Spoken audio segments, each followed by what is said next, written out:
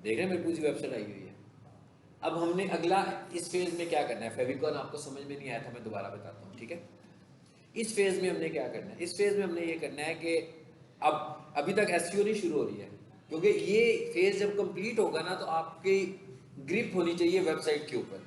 जब आपकी वेबसाइट पे ग्रिप होगी ना तो फिर आपको एसईओ करने में आसानी होगी, अदरवाइज तो आप कर नहीं पाओगे। आपको एक बंदे की ज़रूरत होगी जो डेवलपर होगा कि भाई मुझे ये काम करना है, कैसे करना है। लेकिन जब इन चीज़ों की ग्रिप होगी तो फिर आपको होगा। अब एक बार फिर से वो सारी चीज़ें रिकॉल होने लगी है, मैं कहा फिर से वो सारी चीज़ें रिकॉल होने लगी है जो हमने कोडिंग पढ़ी है ना, सारी चीज़ें रिकॉल होने लगी है। तो कैसे रिकॉल होने लगी है भाई, ये फाइल में आया, ये इंडेक्स की फाइल है, इसको मैं चला रहा हूँ।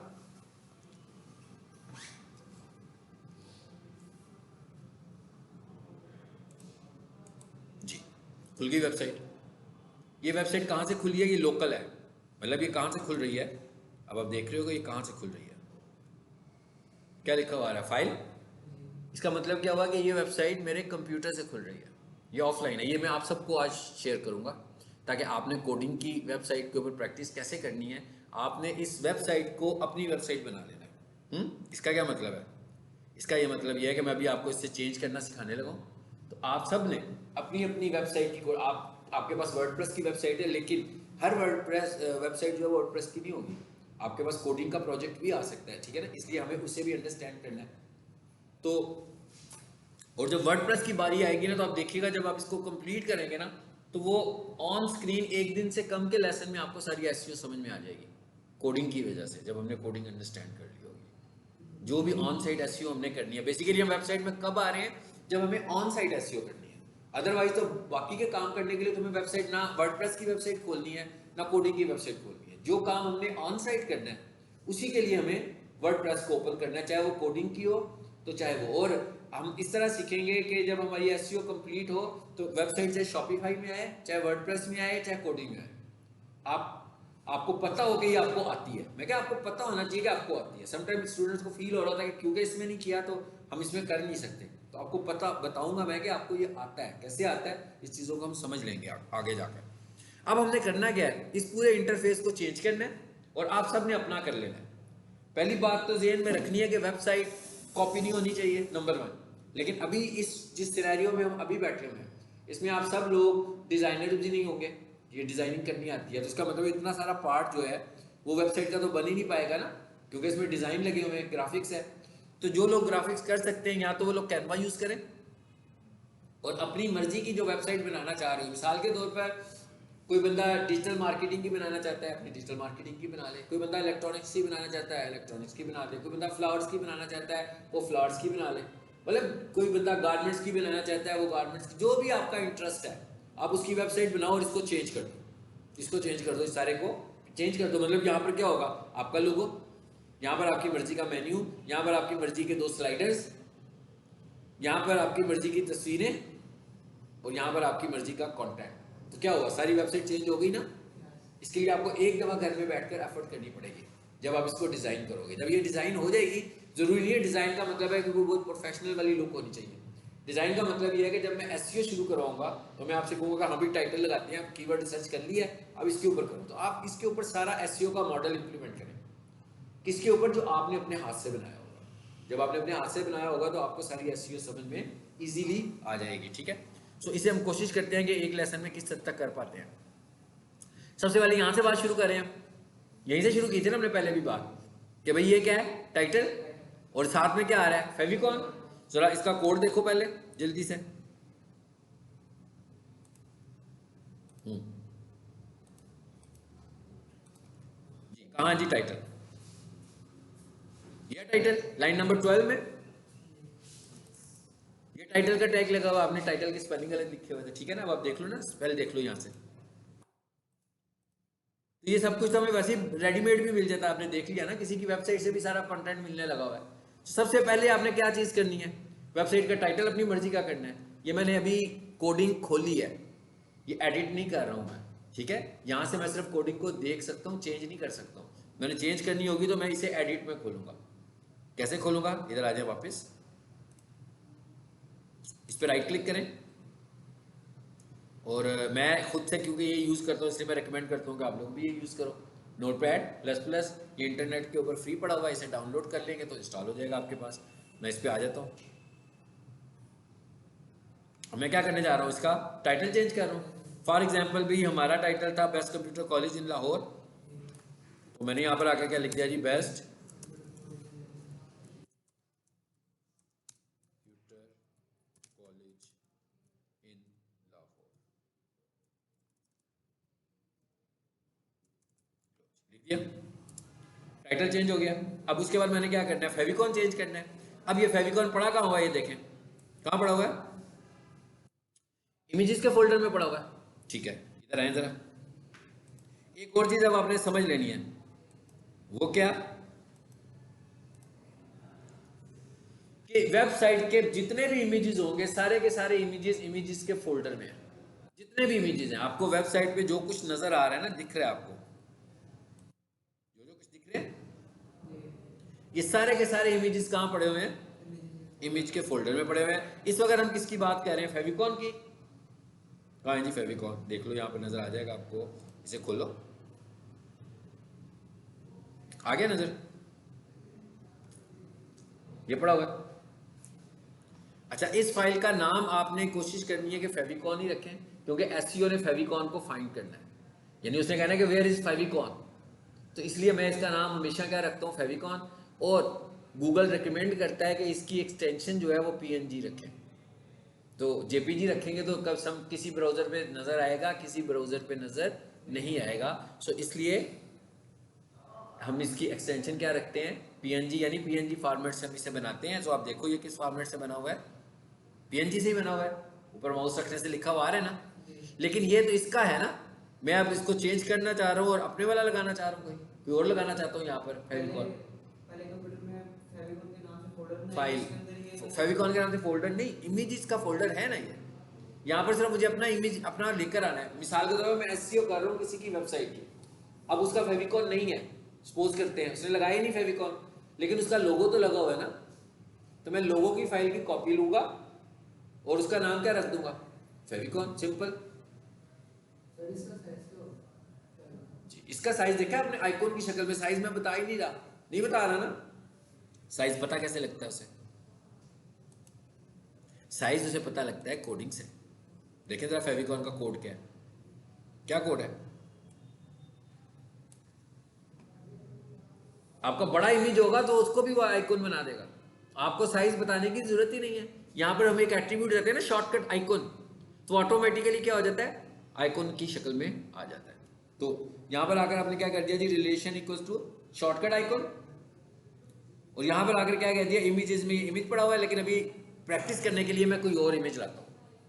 सो मैं कह देता हूं भाई बेस्ट अमेरिकन कंप्यूटर कॉलेज, वैसे मैंने अमेरिकन लिख लिया बीच में, या पीएनजी लोगो,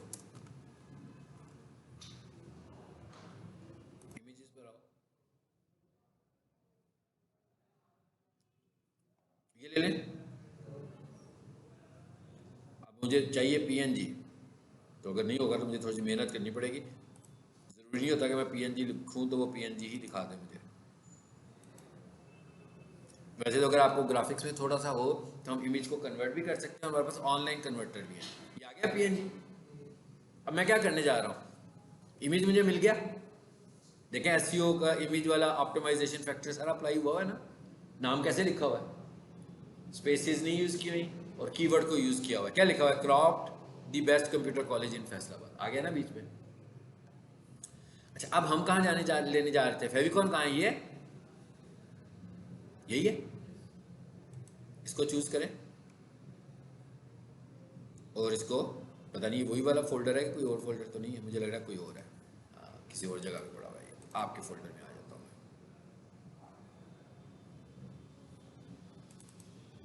आपका मैंने यहाँ पे रखा है, चलो यही है ना फोल्डर। मैंने क्या कहा, कहाँ पर होगा, इमेजेस में होगा। अब कहाँ है फेविकॉन, ये वहाँ पे यही नज़र आ रहा था ना, मैं इसको ओवरराइट करने जा रहा हूँ उसके साथ जो मेरे पास है, इसका नाम भी फेविकॉन है, मैंने इसका नाम भी फेविकॉन रख दिया, इसकी एक्सटेंशन भी पीएनजी है, मैंने भी पीएनजी फाइल ढूंढी है, तो सेव का बटन दो। ये कहता है भाई पहले भी मौजूद है, मैं कहता हूँ यस ओवरराइट कर दो, अब इधर आकर देखें जरा क्या हुआ, चेंज हो गया ऊपर से, लोगो चेंज हो गया ना, फेविकॉन लग गया हमारा। फेविकॉन एसईओ का बहुत बड़ा फैक्टर है ये। जब हम एसईओ चेक करते हैं तो हमें बताता है कि भाई इस पे फेविकॉन लगा होगा कि नहीं लगा होगा।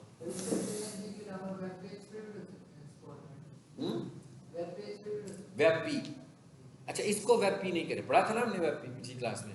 इसे आप वेब पी ना करें, इसके अलावा सारे इमेजेस को वेब पी कर लें। उसकी वजह क्या है? उसकी वजह यह है कि इसका साइज तो ऑलरेडी छोटा होगा, क्योंकि ये ऑलरेडी शॉर्टकट आइकन के तौर पर हम इसको ला रहे हैं, ठीक है। सो इससे हम वेब पी ना करें, क्योंकि वेब पी को मैंने एक्सपीरियंस करके देखा है कि वो इधर शो नहीं होता, ठीक है। मोस्टली केसेस पे यहाँ पे शो नहीं हो रहा, इमेजेस में ठीक है वो, लेकिन यहाँ पे शो नहीं होता, इसलिए इसको हम यहाँ पर पीएनजी ही रखेंगे, ठीक है। तो अगर इसका वेब पी का आर्ट नहीं लगा देता तो भी शो नहीं होगा? नहीं आर्ट तो मैसेज होता है ना बेटा, मैंने कहा आर्ट मैसेज है, ठीक है। आर्ट तो एक अल्टरनेट मैसेज है ना, सिर्फ उसका इमेज के फॉर्मेट से तो कुछ लेना देना नहीं है ना। यहां तक पता लग गया? अच्छा अब इधर आए जरा, ये फाइल सेव नहीं की मैंने, नाम तो चेंज कर दिया था ना, सेव नहीं थी कि इस वजह से वो आया नहीं है।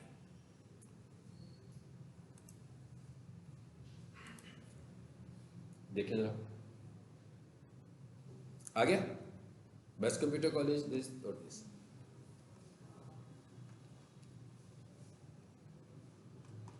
चलो जी ये भी हो गया काम। अब क्या रह गया पीछे? यहां से शुरू की बात हमने। अच्छा अब मैं कहता हूं उसका मेन्यू भी चेंज कर देते हैं, सॉरी लोगो भी चेंज कर देते हैं, मेन लोगो। अब ये मेन लोगो कहां पड़ा हुआ है जरा देखते हैं। ये मैं आपको बता रहा हूं कि आपने घर जाके वेबसाइट रेडी करनी है तभी कर पाएंगे काम, नहीं तो आपको बिल्कुल कुछ समझ में नहीं आएगा अगले मैं 8-10 लेक्चर में जो पढ़ाने वाला हूं, क्योंकि मैंने जो कुछ भी पढ़ाना होगा ना मैं इसके ऊपर इंप्लीमेंट कर रहा हूँ। तो जो इंप्लीमेंट, आपके पास कोई मटेरियल ही नहीं होगा इंप्लीमेंट करने के लिए तो कैसे होगा? ये वेबसाइट आपने देखना है कि मैं अगर आधे घंटे में इतना कुछ आपको सिखा रहा हूँ तो इसका मतलब आपका भी आधा घंटा ही लगेगा ना घर में, ये आपको लगाना पड़ेगा एकदम। अच्छा अब देखिए इसका लोगो कौन सा जी, ये इसकी लोगो फाइल का नाम क्या आ रहा है? logo-img, और इसकी टाइप क्या आ रही है? png, ठीक है। मैं इसको लोगो बनाने जा रहा हूं तो मैं क्या करूं, देखिएगा जरा क्या करने लगा। Ctrl+C और Ctrl+V, क्या हुआ? कॉपी होगी इसकी एक। अब मुझे क्या करना है, बेसिकली इसको यूज करना है ना लोगों के तौर पर। F2 करूं, इसे मैंने क्या कर लिया, कॉपी। अब लोगों की फाइल तो यही है, तो इसका नाम चेंज कर देता हूं जरा मैं, इसका नाम img1 कर दिया। अब वहां पर लोगो तो नजर नहीं आने वाला, ये वाली फाइल तो वहां नजर नहीं आ रही होगी, इसका नाम चेंज हो गया। और मैं क्या करूंगा, देखिए इसका नाम मैंने चेंज कर दिया। अब मैं क्या करता हूं, इधर आता हूं और इसके नाम को मैं लोगो img, कंट्रोल-C के बाद Ctrl+V, कॉपी पेस्ट, ठीक है। आ जाइए इधर, रीलोड करें इसको भी, लोगो भी आ गया हमारा। ये मैंने जूम बड़ा किया हुआ है ना, वो मोबाइल व्यू दिखा रहा है, डेस्कटॉप में इसने ऐसे नजर आना, यहाँ पर लोगो भी में नजर आ गया। अच्छा अब हम जरा थोड़ा सा इमेजेस की बात कर लेते हैं जल्दी से, क्योंकि एक इमेज चेंज हो जाएगा तो सारे आप कर लोगे, एक ही साइंस बतानी है ना मैंने, फिर तो ये है ही इमेजेस सारे, एक एक करके आप सारे चेंज करते जाओ। अब मैं इस इमेज को भी चेंज करने जा रहा हूँ। इस दफा एक काम करते हैं कि अभी आपने देखा कि मैंने कोडिंग को यूज ही नहीं किया ना, मैं बाहर से ही सब कुछ चेंज कर दिया। ऐसे भी मैं डायरेक्ट कर सकता हूँ, लेकिन ताकि थोड़ी सी कोडिंग में भी आपकी एक्सपर्टीज हो, इस दफा मैं इस इमेज को कोडिंग के थ्रू चेंज करता हूँ, ताकि आपको पता लगे मैंने कोडिंग से कैसे चेंज करना है। तो सबसे पहले तो मैं ये देखता हूँ इस इमेज का नाम क्या है। क्या नाम है जी? Digital marketing courses in Lahore. मैं इसे कॉपी करता हूँ। अब आपने देखना मैं क्या करने जा रहा हूँ। ये मैं नाम चेक करने के लिए साइंस रखी हुई है कि राइट क्लिक करेंगे, सेव इमेज एज, उसका नाम आएगा, मैंने उसे कॉपी कर लिया। अब मैं कोडिंग में जाता हूँ और मैं कहता हूँ ये कहाँ है भाई, Ctrl+F फाइंड, Ctrl+V और इसे फाइंड करते हैं, देखते हैं आगे उधर ही। एक्चुअली ये वाला कोड लगा हुआ है जहां पर आकर मुझे इमेज को चेंज करना है। अब मैं चाह रहा हूं कि वहां पर हम कोई और तस्वीर लाएं, वो स्केयर शेप में तस्वीर थी मेरे पास, ऐसे ही है ना। मैं चाहूं तो फिर वही साइंस इस्तेमाल करता जाऊंगा। अगर आप जल्दी काम करना चाहते होंगे तो इस तरीके से हो जाएगा कि भाई सिर्फ इमेजेस चेंज करते जाओ, फाइलों का नाम पता लग गया, नई फाइल सेव कर लो उसी तरह, तो वो रिप्लेस हो जाएगी ना ऑटोमेटिक। इधर आए जरा, अब इधर आके लिखते हैं जी हम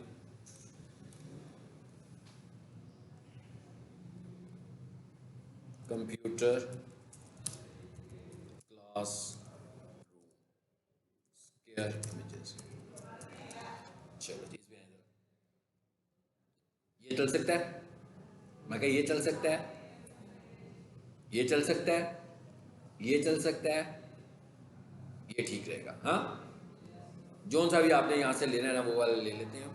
फॉर एग्जांपल जिसमें कुछ लोग भी बैठे हुए थे, ये ले ले। इस पे मैं आया, राइट क्लिक किया और सेव इमेज एज किया।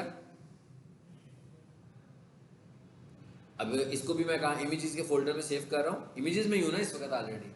ठीक है, ओके। नाम क्या था यहाँ पर, जरा देखिए आगे क्या नाम है यहाँ पे। अब यहाँ पर कौन सी इमेज है, जेपीजी है। ठीक है, एक मिनट, एक काम करो, जरा इसको पकड़ो,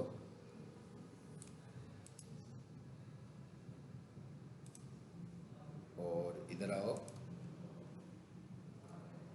यहाँ थी। ये देखिए कौन सा फॉर्मेट आ गया है, कोई और फॉर्मेट आ रहा है ना हमारे पास, AVIF।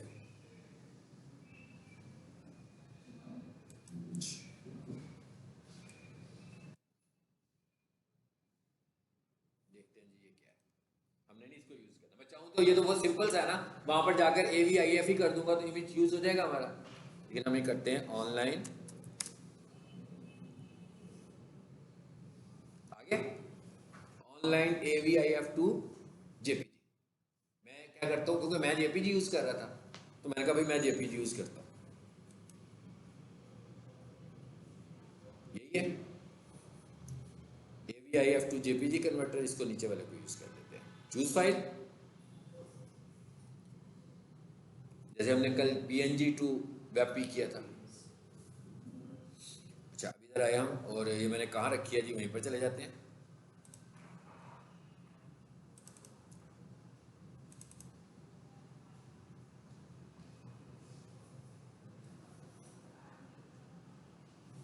अच्छा,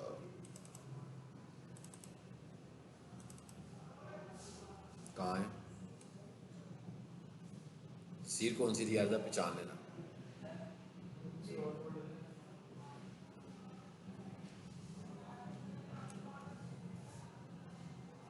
कहाँ है यहाँ पे, ये थी, ये तो नहीं थी, किसी और जगह पे मुझे लगता है मैंने सेव कर लिया है ना। अच्छा कोई बात नहीं, दोबारा सेव कर लेते हैं, इसमें क्या बात है। इसे जरा बंद करें, ये थी, ये एक नई चीज बीच में आ गई है, मैं कहा आप उसके सामने ये कर देता हूँ सब कुछ ना। हाँ, वैसे तो मैंने ये काम नहीं करना था। सोफा वॉशिंग थी तो यही जगह वैसे है ना, sofa washing, public HTML, images,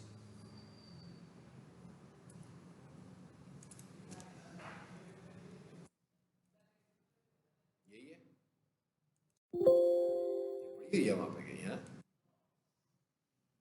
चलिए अभी इधर आ जाते हैं, चूज फाइल,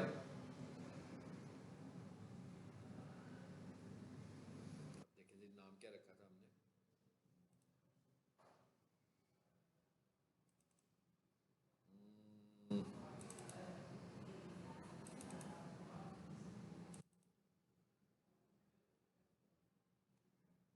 यहाँ तो नहीं भाई, पड़ी नहीं, इमेजेस में ही है।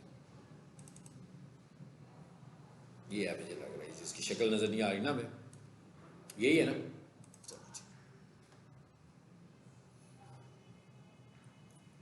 टू JPG,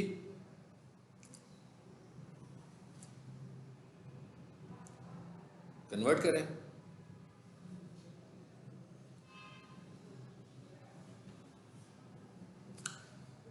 एक 144 किलोबाइट्स, ये आ गई है। खोलें जरा, कहाँ पर आई है, पहले इसे खोल कर देख लें, इसमें कोई एरर तो नहीं है। ठीक है, आगे ना, अब इसको उधर पेस्ट कर दें हम जाकर, सिंपल। इसे यहाँ से बेशक कट करके ले जाते हैं अपने फोल्डर में।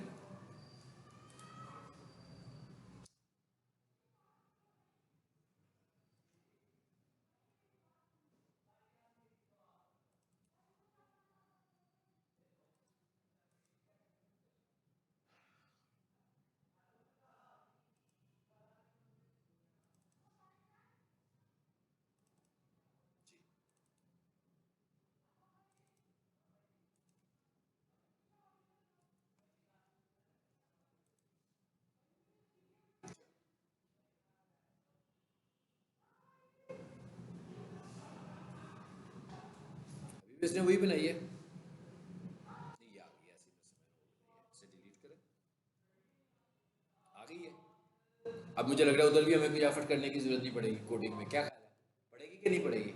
उधर भी नाम डिजिटल मार्केटिंग ही था, उधर भी नाम जेपीजी ही था, तो मैंने कन्वर्ट कर दी ना फाइल। अब जरा देखें आउटपुट क्या है उसकी।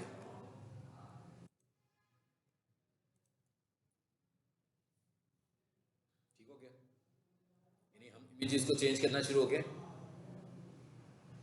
मैं चाहता तो उधर जाकर क्या करता, बेस्ट कंप्यूटर कॉलेज इन AVIF रख देता, ठीक है, क्योंकि AVIF को हम यूज़ नहीं करते हैं ज़्यादा, पता नहीं उस वेबसाइट के ऊपर उसने ये इमेज फॉर्मेट कहाँ से लिया हुआ है।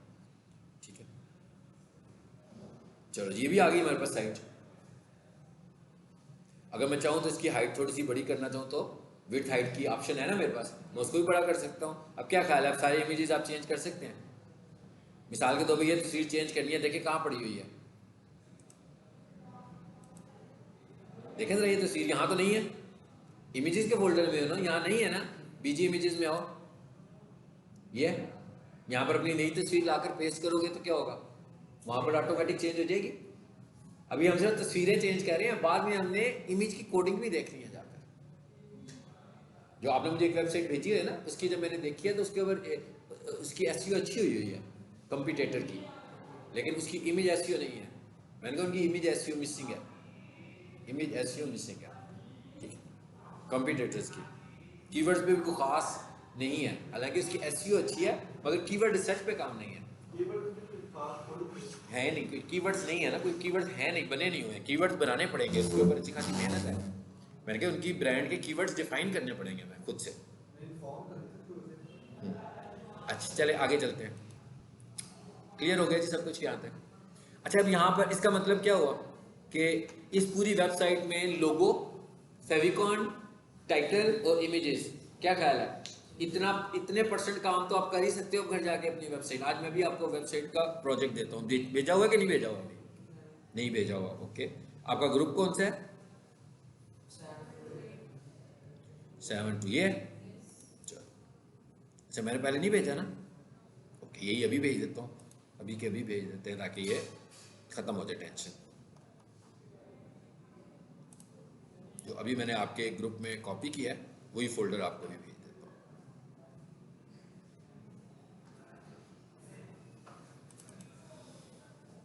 जी ये अब एक काम कर, देखिए मैं क्या करने लगूँ, मैं इसको जिप करने लगूँ। हमने जब भी डाटा ट्रैवल कराना होता है ना, हम जिप करते हैं।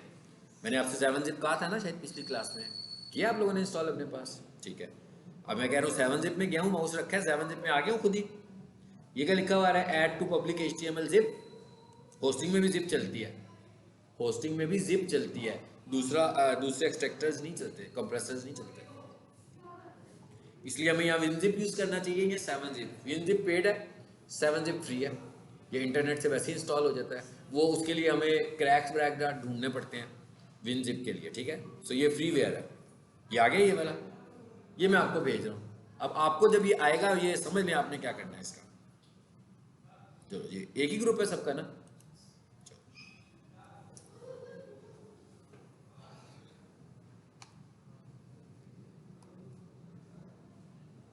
अब आपने क्या करना है, ये डाउनलोड होना शुरू हो गया ना मेरे पास, आप सब ने इसे अपने कंप्यूटर पे डाउनलोड करना है, और जब ये डाउनलोड हो जाएगा ना तो सेम यही प्रैक्टिस दोबारा फिर आपने करनी है जो मैंने अभी की है।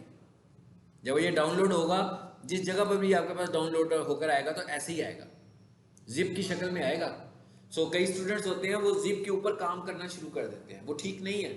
उसकी वजह क्या है कि विंडोज़ के अंदर अपना एक्सट्रैक्टर होता है, ठीक है, लेकिन वो एक्सट्रैक्टर बहुत लिमिटेड हद तक काम करता है। कैसा कि जिस फाइल को खोलते हो उसको तो अनजिप कर देता है, लेकिन जो उससे रिलेटेड फाइलें होती हैं ऑटोमेटिक उनको अनजिप नहीं करता।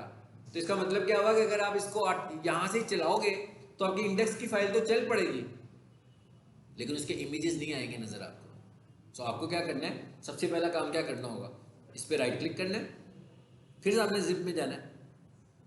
अब ये वीडियो देखिएगा ना जिनको समझ में ना आए कि मैं क्या कह रहा हूँ, और फिर क्या कर देना है, एक्सट्रैक्ट हेयर।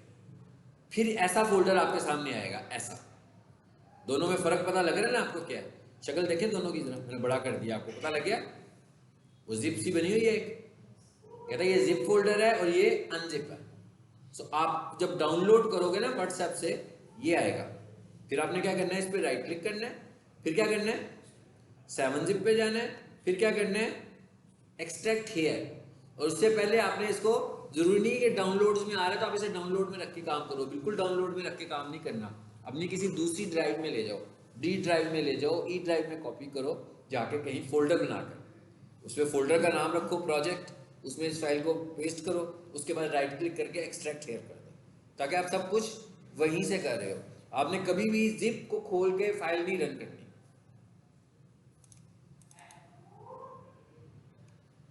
देखिए खुल गया ना, कोई प्रॉब्लम तो नहीं हुआ इसको, लेकिन सारी फाइलें नहीं चलेंगी फिर आपकी। मैं क्या, सारी फाइलें नहीं चलेंगी, इंडेक्स की फाइल खुलेगी, वो लोगो नजर नहीं आ रहा होगा, तस्वीरें नजर नहीं आ रही होगी, कुछ 2 नजर आ रही होंगी, 1 नजर नहीं आ रही होगी, फिर आप कहोगे कि सही है हमारे पास खुल नहीं रहा। तो आपने सबसे पहले इसको पूरे का पूरा अनजिप करना है। अनजिप करने के बाद आपने समझ लेना है कि ये आपका सोर्स है, बस इसकी बात कर रहा हूँ, इसको आपने समझना है ये सोर्स है, बैकअप है ये, बस बैकअप वापस लाने के लिए असल में आपने इसको चलाना है। ठीक है, चलो ये तरीका मैंने बता दिया कैसे करना है। अब आ जाए वापस इसमें। अब हम ये कह रहे हैं कि इसमें काफ़ी कुछ हो गया हमारे पास। अब जरा ऊपर आए, ये कहाँ पड़ी गई, ये भी आपने खुद से तस्वीरें चेंज करनी है। कैसे करनी है बोला, फोल्डर में आओ जरा, मैं आपको बताऊँ ये कहाँ पड़ी हुई है। देखें इमेजेस में होंगी, ये तो कंफर्म बात है, इमेज है तो इमेज में ही होगा। इधर आओ,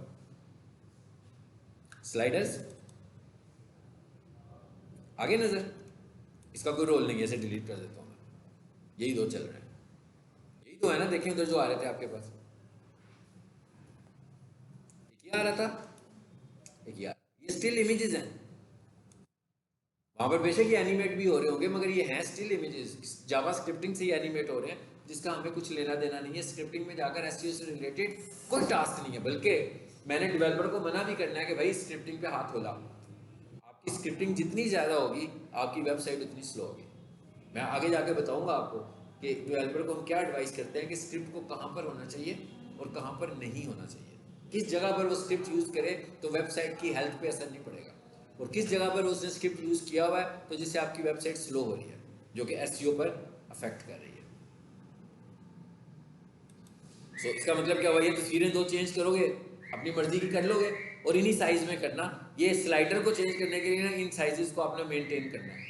तो कैसा तरीका मेंटेन करने का, भाई माउस रखो ऊपर, खुद ही पता लग गया 1920 बाई 750 का साइज है।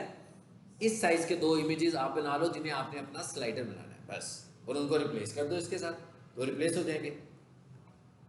अब आगे क्या हो गया भाई, इसका मतलब क्या हुआ कि स्लाइडर भी आ गया। ठीक है, और क्या कह रहे हैं, नीचे जाके लगाना जाए डेवलपर से लिखवाएंगे, हमें तो लगाना ही नहीं है। हम एज ए एसईओ एक्सपर्ट पता है क्या कहते हैं, हम सबसे पहले अपने क्लाइंट को कहते हैं कि भाई स्लाइडर ना लगाओ, क्योंकि ये स्लाइडर जो है आपकी वेबसाइट की स्पीड को एक्स्ट्रा ऑर्डिनरी स्लो करता है। फिर हम ये कहते हैं, हम डेवलपर को ये कहते हैं क्लाइंट से पूछ के कि भाई स्लाइडर आपको कोई, वैसे जनरल अगर हम एक सर्वे करें ना, आप ऐसे ही सर्वे करके देखें कि कितने लोग हैं जो वेबसाइट जब खुलती है तो उसके स्लाइडर्स को ऑब्जर्व करते हैं और उनके सारे स्लाइडर्स देखते हैं। मेरा ख्याल है बहुत कम तादाद होगी, मतलब मैं वेबसाइट खोलूंगा यूँ, ठीक है ना, जैसे ही वेबसाइट मुझे लगा ना खुल गई है तो मैंने यूँ करना है, ऐसे ही है ना। आपने देखा अक्सर मोबाइल के ऊपर स्लाइडर्स आते भी नहीं है। स्लाइडर्स जो होते हैं वो डेस्कटॉप फ्रेंडली होते हैं, यानी कि वो डेस्कटॉप के ऊपर आ रहे होते हैं, मोबाइल पे वो आ ही नहीं रहे हैं। तो स्पीड तो स्लो कर रहे हैं ना, कोड तो लिखा हुआ है, स्क्रिप्ट तो लिखा हुआ है उसका सारे का सारा। सो हम तो क्लाइंट्स को ये कहते हैं कि भाई स्लाइडर ना लगाएं। मिसाल के तौर पर अगर आपकी वेबसाइट डी ग्रेड में जा रही है ना, सिर्फ स्लाइडर हटाने से वो बी में आ जाएगी, क्योंकि उसके पीछे एक बहुत लंबा चौड़ा जावास्क्रिप्ट का कोड चल रहा है। लैंग्वेज स्क्रिप्ट, जावास्क्रिप्ट हमने नहीं समझनी, इसलिए आप समझ लो जिस लैंग्वेज की मदद से वेबसाइट बनी हुई है उसका एक कोड चल रहा है। गूगल हमें दो चीज़ों के कोड्स मिनिमाइज करने को कहता है, सबसे ज़्यादा जावास्क्रिप्ट को और दूसरे नंबर पर CSS को, लेकिन मिनिमाइज करने का। CSS के बगैर आपकी वेबसाइट तो बनेगी नहीं ना, लेकिन वो कहता है कि भाई कम कर लो। फिर वो हमें ये कहता है कि भाई ये जो ऊपर वाला पेज है ना आपका, ये वाला पेज, यहाँ पर तो आप कोई स्क्रिप्टिंग करो ही ना, क्योंकि ये आगे जाके मैं पढ़ाऊंगा, जब आपको टेक्निकल SEO पढ़ाऊंगा ना, फिर मैं आपको बताऊंगा। ये आपको जस्ट मैंने एक हिंट दिया। अच्छा, यहाँ पर तस्वीरें आ गई। अब यहाँ पर क्या आना है, ये हेडिंग को फाइंड करना है, तो मुश्किल काम तो नहीं है। कैसे करेंगे, Ctrl+C किया मैंने, यहीं से कोडिंग में आया कि भाई कहाँ पड़ी है हेडिंग, जरा देखते हैं। अब ये नीचे आ रहा है ना, इसको मैं जरा ऊपर ले जाता हूँ, फिर मैं फाइंड करता हूँ। Ctrl+F Ctrl+V, फाइंड, मिल गई कि नहीं, देखें जरा। मिली तो सही है, लेकिन मुझे फील हो रहा है कि ये वो वाला हेडिंग नहीं है। देखिए क्या लिखा हुआ है, कहाँ से निकाला है उसने, कहाँ से निकाला है, हेड से। मैं कौन सा दिखा रहा हूँ, बॉडी का, जिसका मतलब है कि ये वो वाला हेडिंग स्टाइल तो है ही नहीं। कंफर्म हो गया आपको, मैंने कहा फाइंड नेक्स्ट। अब कौन सा आया, आगे हेडिंग में। सबसे पहले देखें SEO का पहला फैक्टर क्या था, मैंने कहा था भाई H1 से शुरू करना है। ये कहाँ से शुरू हुआ है, H2 से। H1 को भी गूगल फाइंड करता है। जब वो मैं उस पर SEO का चेक लगाऊंगा ना, तो वो देखेगा आकर के इस वेबसाइट पर H1 है कि नहीं है। नहीं होगा तो कहेगा भाई H1 मिसिंग, और ये आपकी वेबसाइट का स्ट्रक्चरल प्रॉब्लम है, H1 उसे चाहिए। इसका मतलब क्या हुआ कि हम अपनी वेबसाइट को कहाँ से शुरू करेंगे, H1 को। लेकिन इसका मतलब ये नहीं कि बार बार H1 लगाएंगे तो भी यही कहेगा कि एक्सेसिव यूज ऑफ H1, यानी H1 को हमें बार बार यूज नहीं करना, स्ट्रक्चरल तरीके से यूज करना है। हाँ, एक से ज़्यादा दफ़ा इस्तेमाल कर सकते हैं, लेकिन बहुत ज़्यादा दफ़ा इस्तेमाल नहीं कर सकते। कोई लिमिट नहीं है, कोई नंबर नहीं है, लेकिन एक से ज़्यादा दफ़ा कैसे इस्तेमाल कर सकते हैं कि मैं पहले कोई पॉइंट डिस्कस कर रहा हूँ जो मैंने H1 से शुरू करके H3 तक ले गया हूँ, आगे जाकर नेक्स्ट पेज के अगले हिस्से पर फिर वो कोई एक अलग से पॉइंट डिस्कस करना चाह रहा हूँ।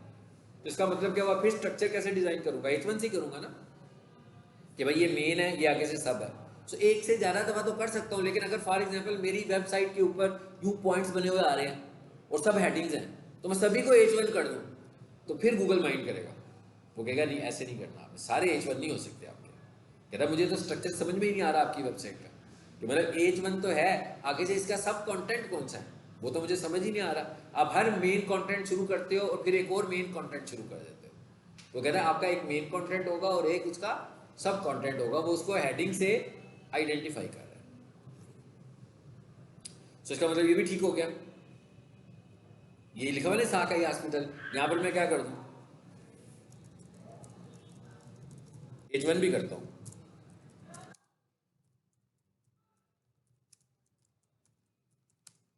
लिख दिया जी, इसको मैं H1 कर दूं। अभी मैं एक वर्ड टर्म इस्तेमाल कर रहा था ना, CSS कर रहा था।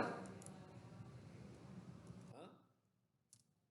ये जो CSS है ना, ये CSS के अंदर क्लासेस बनती हैं। पहली चीज समझ लें कि हमें ना CSS को समझना है, ना CSS ने SEO करनी है, कुछ नहीं करना। ये सिर्फ आपको मैं बता रहा हूँ कि H1 में क्लास लगी क्यों हुई है।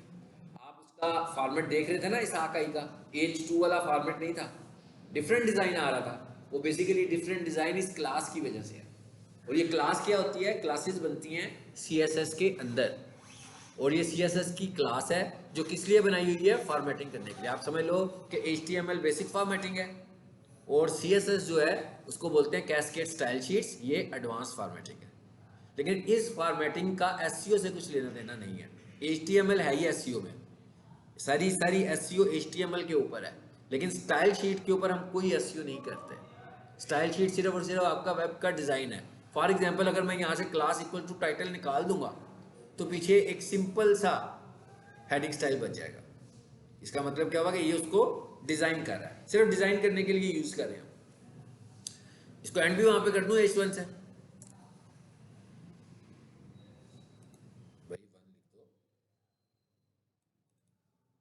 सेव करो, यहाँ आकर देखें ना क्या चेंज आया।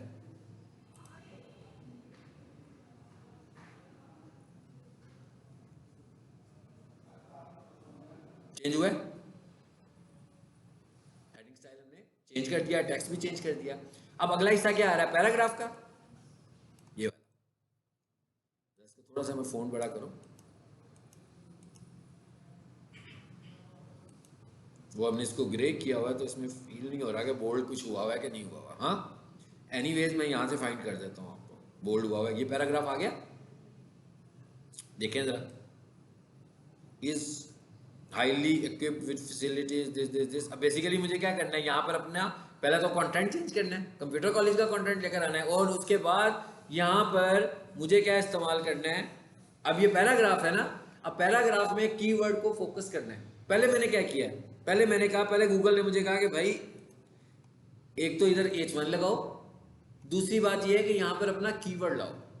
अब अगर आप इस वेबसाइट को देखो ना, जिसके ऊपर मैं आपको अक्सर विजिट कराता हूँ, इसको देखिए, इसकी कीवर्ड की साइंस देखनी है आपने, क्या है देखते हैं जरा। टाइटल में keyword best professional kitchen equipment, okay, नीचे आओ, यहाँ पर क्या है, प्रोफेशनल किचन इक्विपमेंट।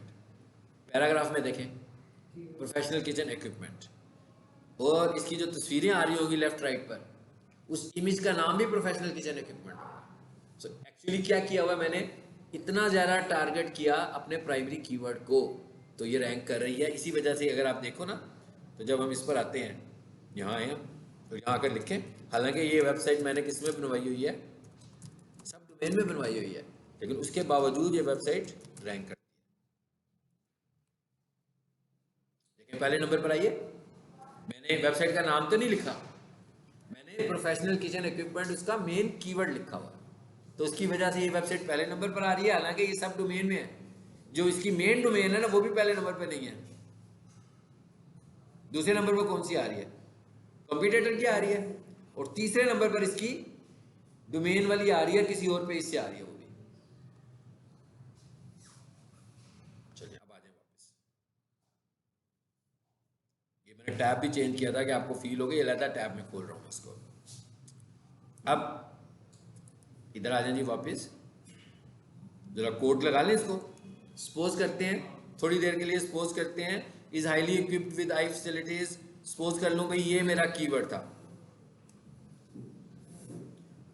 थोड़ी देर के लिए, ताकि मैं कोडिंग कर लूं इसकी। मेन बहरिया एक्सप्रेसवेज, ये कीवर्ड नहीं है, लेकिन सिर्फ समझाने के लिए मैं यूज कर रहा हूं। और यहां पर मैं क्या लगा दूंगा, आकर स्ट्रॉन्ग लगा दिया,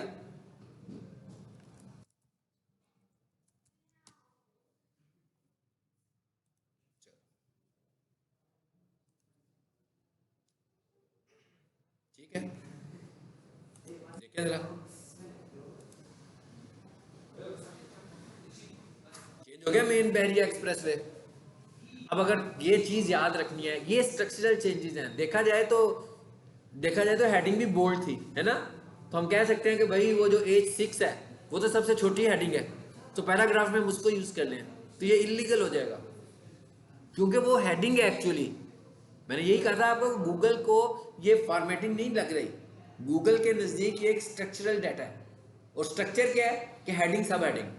लेकिन ये वाला जो पार्ट है, ये ना हेडिंग है ना सब हेडिंग है, ये कंटेंट है, ये पैराग्राफ है। सो पैराग्राफ के अंदर जब आपने कीवर्ड को इस्तेमाल करके फोकस करवाना होगा, तो हम क्या यूज करेंगे, बोल्ड या स्ट्रॉन्ग, या बोल्ड यूज करेंगे, या अब फॉर एग्जांपल मैं वर्डप्रेस यूज कर रहा हूं, तो वर्डप्रेस में मेरे पास एक ही ऑप्शन है, बोल्ड का बटन, है ना। लेकिन यहां पर मेरे पास चॉइस है कि मैं बोल्ड भी यूज करूंगा, स्ट्रॉन्ग भी यूज करूंगा। तो जब मुझे ये कोडिंग यहां पर समझ में आ गई है, तो मैं वर्डप्रेस में जाकर भी उसके कोड में जाऊंगा, और वहां जाकर कुछ को बोल्ड कर दूंगा, कुछ को स्ट्रॉन्ग कर दूंगा। उसके अंदर भी कोडिंग अवेलेबल है, ठीक है। लेकिन ये कौन कर पाएगा, जिसे कोडिंग का एक्सपीरियंस होगा। जिस बंदे ने सिर्फ और सिर्फ वर्डप्रेस की एसईओ की होगी ना, वो सिर्फ ग्राफिक एसईओ कर सकता है, वो ग्राफिक बेस्ड एसईओ कर सकता है। उसको हर काम करने के लिए प्लगइन की जरूरत है। मैं आपको देखिएगा ऐसे टास्क भी बताऊंगा जो प्लगइन के बगैर होंगे, यानी कि वो काम करने के लिए हम प्लगइन यूज कर रहे हैं। मैं कहता हूँ नहीं लगाते भाई, प्लगइन जब भी लगाऊंगा हर दफा वेट आएगा, है ना, हर प्लगइन ने स्पेस लेनी है, तो वो स्पेस बचाने के लिए मैं बहुत सारे टास्क ऐसे करूंगा जो कोडिंग से कर दूंगा, कि भाई उसके प्लगइन यूज ना करें, प्लगइन सिर्फ वही यूज करें जो नागुज़ीन है। क्योंकि वर्डप्रेस की वेबसाइट और कोडिंग की वेबसाइट में यही फर्क है। ये वाली जो वेबसाइट है ना, ये जो प्रोफेशनल किचन है, ये 3 MB की वेबसाइट है, 3 MB, ठीक है। आप ग्राफिक्स देख रहे हैं ना उसके, ऐसे नहीं है उसमें ग्राफिक्स नहीं है, ग्राफिक्स भी है, लेकिन पूरी वेबसाइट का जो साइज है ना, वो 3 MB है। कोई बच्चे से आपसे बनवाऊंगा तो हो सकता है कि कोई 12 MB का बना दे, मतलब इससे बड़ा साइज नहीं बनेगा, लेकिन मैं अगर वर्डप्रेस की वेबसाइट कोई बनवाऊंगा तो उनसे पूछे कितनी बड़ी होती है, हाँ, 5.5 GB की है, ठीक है ना। अब देखें, अब हमें ये चीजें देखनी है। अब इतनी जीबीज के लिए आपको होस्टिंग प्लान भी ज्यादा चाहिए, और इतनी जीबीज के लिए आपका जो कंटेंट है, आपका कंटेंट को भी रिड्यूस करना है, और बेसिकली उसके प्लगइन्स हैं जो उसको हैवी कर रहे हैं। हमें ये भी देखना है कि भाई कौन से प्लगइन्स हैं जो हम निकलवा दें इसमें से, जिनको निकलवा के भी हमारा काम चलेगा, तो वो हमें निकाल। समटाइम ऐसे भी होता है कि वर्डप्रेस की वेबसाइट बन जाती है और बाद में फील होता है कि उसके 30% प्लगइन्स ऐसे थे जो यूज ही नहीं किए जा रहे थे, मगर क्योंकि वो किसी वक्त डेवलपर ने इंस्टॉल किए थे तो वो अभी भी मौजूद है। तो फिर हमें क्या करना चाहिए, उन प्लगइन्स को रिमूव कर देना चाहिए, ठीक है। सो आज का इतना ही काफ़ी। अगले लेक्चर में इंशाल्लाह हम इसको ख़त्म भी करेंगे और एसईओ को स्टार्ट भी करेंगे। और एसईओ के अंदर जो हमारा मेन टॉपिक है ना, पहला सबसे टॉपिक, मेहनत करने वाला टॉपिक, वो है कीवर्ड रिसर्च, जिसके लिए हमें पहले समझना है कि कीवर्ड्स क्या होते हैं, फिर हमने देखी है कीवर्ड रिसर्च क्या होती है। जब भी मेरे पास कोई वेबसाइट आएगी तो सबसे कॉम्प्लेक्स टास्क उसके अंदर यही है कि इवन वो क्लाइंट को भी नहीं पता, ठीक है ना। क्लाइंट जो है वो हमें ये कहेगा कि मेरी प्रोडक्ट ये है, मैं घड़ी बेचता हूँ, ठीक है, मैं माउस बेचता हूँ, मैं एसी बेचता हूँ, वो तो ज्यादा से ज्यादा यही बता सकता है। या मुझे ये कह देगा कि भाई जो मेरा कस्टमर है ना वो गूगल पर आकर ये ढूंढता है, वो 4-5 चीजें हमें बताएगा। उसकी बेस पर हमने उसके कीवर्ड्स लेने हैं, वो रिसर्च हमने करनी है खुद से।